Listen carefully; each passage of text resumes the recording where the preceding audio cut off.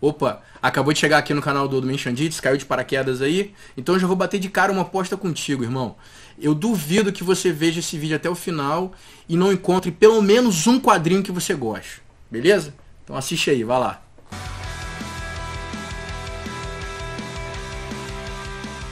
Salve, salve, bem-vindos ao Menchandits. E vamos para aquele videozinho da semana aqui, né? Como eu falei no vídeo anterior, eu tô bem corrido, porque eu tô trabalhando para participar de um evento que vai acontecer aqui em Montreal. Eu vou participar como artista pela primeira vez, então eu tô bem ansioso, a palavra é essa. Eu tô cheio de coisa para fazer, coisa para resolver, então o movimento aqui no canal tá um pouco mais baixo, mas isso não quer dizer que eu tô parando nada. Então, vamos começar a falar de quadrinho, fazer um apanhado geral do que eu tô lendo efetivamente, e no final eu vou falar de uns quadrinhos que eu li, que não são lançamento, mas que, cara, são muito legais. Vamos começar com Unnatural 2. Eu admito que eu peguei a primeira edição dessa revista muito pela capa do Manara, que saiu, que não tá aqui agora, que eu também não poderia mostrar aqui, porque ela é... E conta a história da Leslie, que é essa porquinha aí, que quem escreve esse material é a Mirka Adolfo. Ela tá se desenvolvendo super bem, porque eu acho que ela tá trabalhando bem essa questão das diferenças raciais. É uma temática meio teenagers, vamos dizer assim, né, de relacionamento, né, tipo, quem namora com quem fica com quem, tudo mais e tal. Mas tem também essa questão racial, que é bem presente na história, né, das diferenças de raça, de como eles são tratados. Eu tô achando bem legal essa pegada mais madura que a história tem também, além da arte ser bem legal, né. Mas eu também tô curtindo muito a arte, que é esse estilo meio mangá, né. Não sou mega fã desse estilo, mas esse material tá bem legal, tá? Acho tá muito bem feito. O segundo lançamento da semana é o Relay 2, que tá top essa história, cara. Uma coisa que eu tenho que acrescentar, descobri que tem um número 0. Então se você vai procurar online aí e tal, tenta achar o número 0 primeiro, porque esse número 0 mostra muita coisa importantíssima pra história. A primeira edição ela dá uma trabalhada mais na questão em relação dos três personagens principais, né? Você já começa a ver essa questão do maniqueísmo, né? De só ter um modelo para fazer as coisas todas. E aí na segunda edição, eles focam mais na relação, né? Dessa construção de futuro, né? Desse futuro estranho, na visão desse Donaldson, que é o cara que parece que criou o primeiro Relay, né? Não fica claro como ele fez isso, a relação que ele tem com essa entidade, vamos dizer assim, né? Na segunda edição mostra que as coisas não são bem como parecem, né? E é legal porque você tem uma visão bem dessa sociedade que só tem um objetivo, né? Então você não tem espaço para criatividade, você não tem espaço para novas ideias, ela é bem limitadora, né? É na verdade como se o Relay transformasse a humanidade num robô, né? Que você é obrigado a viver dentro de um sistema e não necessariamente ter liberdade de ideias e de ações, né? É bem interessante essa história, cara. Eu tô curtindo bastante. Tá saindo também essa semana o número 8 do Port of Earth, que é um sci-fi bem legal também, eu tô curtindo bastante. Essa edição número 8, a 7 e a 8, né, lida com eles entrando literalmente no Port of, né, no porto, né, que tá na Terra, que é um porto de naves alienígenas. Se você não viu o vídeo anterior, o porto na Terra é justamente uma coligação espacial alienígena que descobriu a Terra, e eles usam a água como gasolina para as naves espaciais. Então eles fazem um acordo com os poderes no planeta e criam esse porto para abastecer a nave. Vira tipo um posto de gasolina gigante no planeta Terra. E aí nesse aí eles estão dentro do porto, que na teoria nenhum humano podia entrar no porto. E tem uma explicação, tem uma parada muito legal, na verdade, que começa a acontecer, que você começa a entender que tem muita coisa rolando por trás. E nessa edição eles começam a desvendar isso. Saindo essa semana também saiu o Oblivion Song número 6. Essa eu tô um pouco atrasada, porque sinceramente não tá clicando ainda pra mim não, cara. É do Kirkman, né, que é quem fez o Walking Dead, e eu acho que ele tá usando a mesma fórmula. Apesar do plot ser diferente, né, não são mortos-vivos, mas é tipo uma área em que um universo paralelo cheio de monstros ocupou um espaço no planeta Terra, e algumas pessoas centenas de pessoas desapareceram nesse lugar, e aí tem um cara que é o cara que vai lá pra resgatar as pessoas que sobreviveram, né? O Nathan, né, o personagem principal, ele tá meio preso no passado porque parece que o irmão dele tá lá ainda. Então, o que eu acho que o Kirkman ele tá usando a mesma fórmula é que ele lida mais com o lado humano dos personagens do que propriamente com o background do que é esse lugar, do que são essas criaturas. Ele não tá preocupado em responder essas perguntas. Ele tá preocupado em lidar com os personagens principais da história, entendeu? Que é a mesma forma que ele usou no Walking Dead. Número 4 do Evil of Baldur Gates, é uma série também que tá saindo da Dungeons & Dragons aqui fora, né? Que é do Zub, né? O Jim Zub, que é um escritor que eu curto bastante. E esse arco completo, ele na verdade ele tá sendo, pra mim ele tá parecendo um arco de descanso. Esse é o quarto ou quinto trade, né? Eu li os primeiros e tem até uma parte em Ravenloft.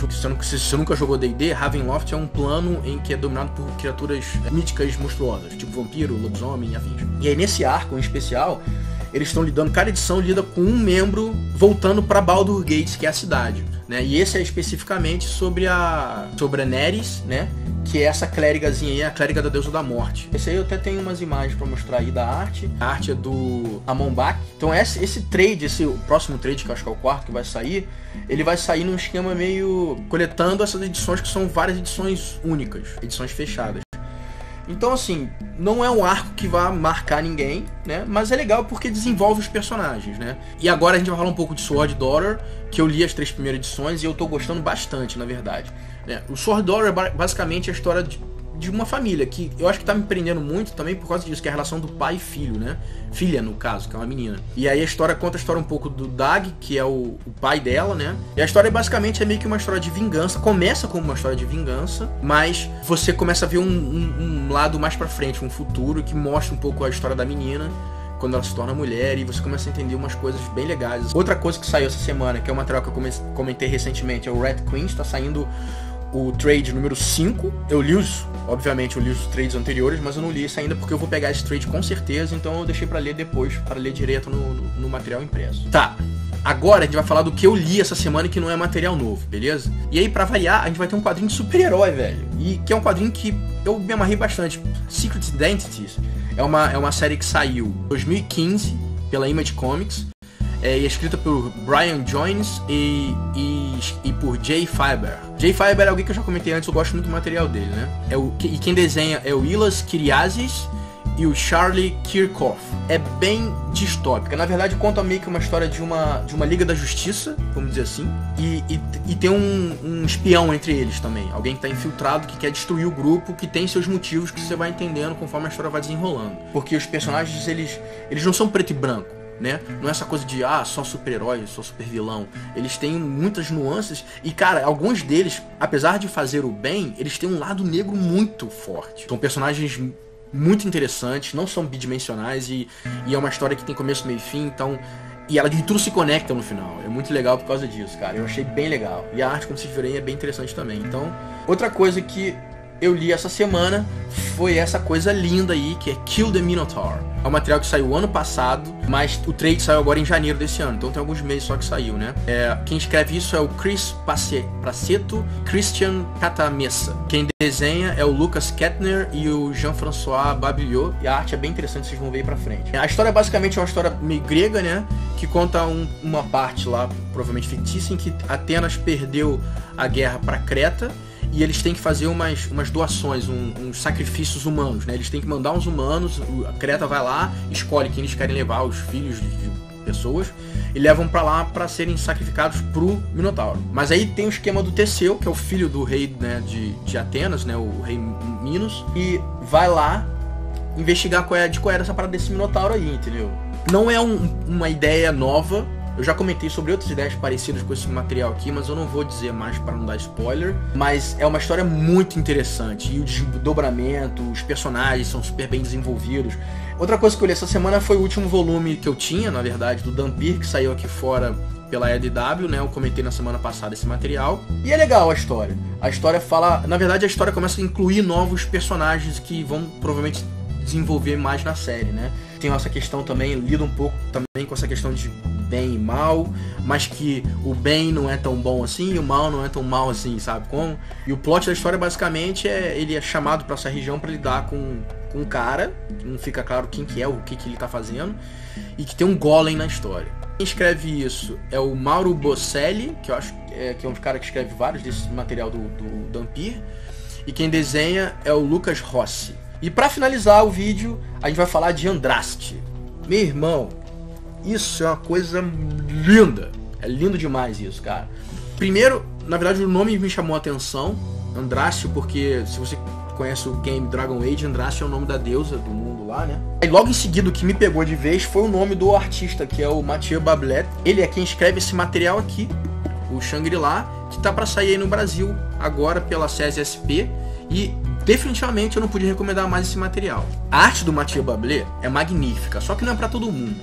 Ele tem as figuras humanas deles, eles são bem estilísticas, do estilo dele, assim, né? Então, se você gosta de uma coisa mais realista ou mais próxima do real, talvez você não curta muito. Todo o resto dele é magnífico. As perspectivas, a iluminação do material dele, a narrativa dele.